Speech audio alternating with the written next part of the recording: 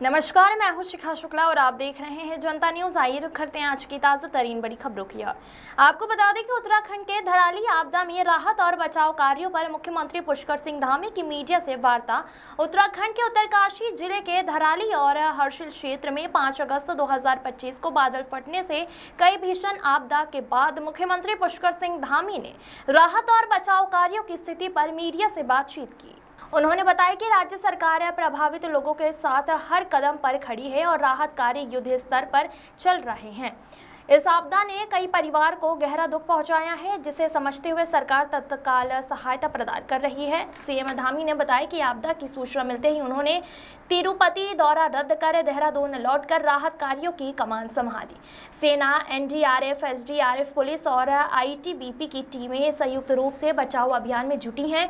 अब तक 1000 से अधिक लोगों को सुरक्षित निकाला जा चुका है, जिसमें विभिन्न राज्यों से यात्री शामिल हैं। हर्षिल क्षेत्र में सड़क संपर्क बहाल करने के लिए लोक निर्माण विभाग को मंगलवार तक कार्य पूरा करने के निर्देश दिए हैं। जो रेस्क्यू अभियान चला है, सभी लोगों ने उसमें अच्छा समन्वय किया है, कोशिश की है हर एक व्यक्ति को बाहर निकाला जाए, हर एक जो संभव सहायता है वो करी जाए।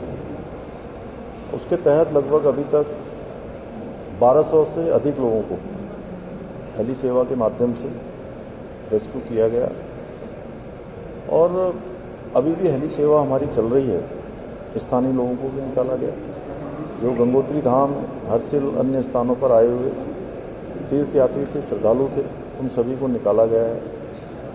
बिजली वहाँ पर रिस्टोर हो गई है। आप सबको पता है कि पूरी बिजली की लाइनें पूरी तरह से क्षतिग्रस्त हो गई थी, बिजली की लाइनें चल गई हैं।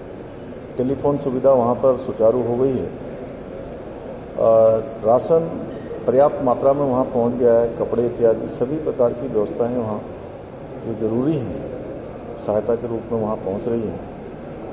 5 लाख रुपए की धनराशि का हमने फौरी तौर पर जो तत्काल सहायता होती है उस सहायता को भी जो है हमने जारी किया है कि वहाँ पर तत्काल लोगों को सहायता मिले। लगभग 107 परिवार हैं, उन सभी को जिनके मकान क्षतिग्रस्त हुए हैं, जिनके कोई लोग उसमें दिवंगत हुए हैं, उन सभी को ये सहायता हम लोग कर रहे हैं। सड़क मार्ग